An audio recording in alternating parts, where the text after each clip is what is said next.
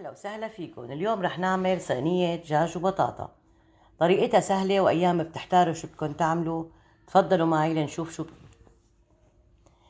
أنا مجهزة هون 4 حبات بطاطا مقطعتهم دوائر، وجايبة فروج غاسلته وشايلة عنه الجلد، وملح وفلفل، وهون عندي بهارات هيل وزنجبيل و7 بهارات وبابريكا وتوم وعصير ليمون وخردل ولبن وعسل. وطبعا الزيت زيتون هو عنصر كتير مهم بصينية البطاطا. هلأ بنحط اللبنات مع الليمونات مشان تتبيلة الدجاج وبنحركهم مع بعض. بنضيف الإضافات شوي شوي. هلأ بنحط الخردل، كمان بنحرك، وهلأ بدنا نضيف العسل وباقي الأغراض كلها، تومات، البهارات كاملة، الملح والفلفل كمان كلهم، وما بننسى زيت الزيتون بمقدار 2 معلقة وسط. وهلأ بنحرك التتبيلة ونبلش نسقط قطع الدجاج قطعة قطعة مشان تتشرب التتبيلة معنا.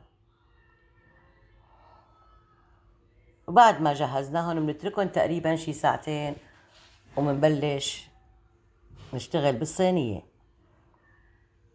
وهلأ بعد ما مضوا 2 ساعة بنجيب زيت الزيتون بنحطه بإيدنا هيك وبندهن الصينية منيح، وبنبلش بعد ما تندهن كلها بنبلش نصف البطاطا.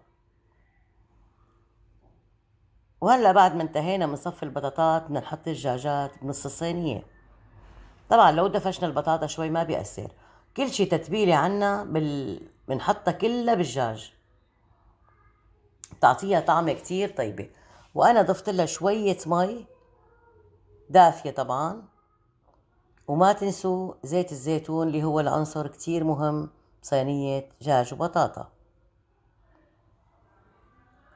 وهلأ بعد ما تشربت كل التتبيلة مع زيت الزيتون بنغلفها بورق القصدير، وبدنا نحطها بالفرن. بيكون الفرن محمى مسبقا على درجة حرارة 120، بنتركها تقريبا ساعة كاملة. وبعد الساعة نتفقدها هيك بنلاقيها خلص. لو عليها شوية مي بدنا نشغل هلأ الفرن على نحمرها.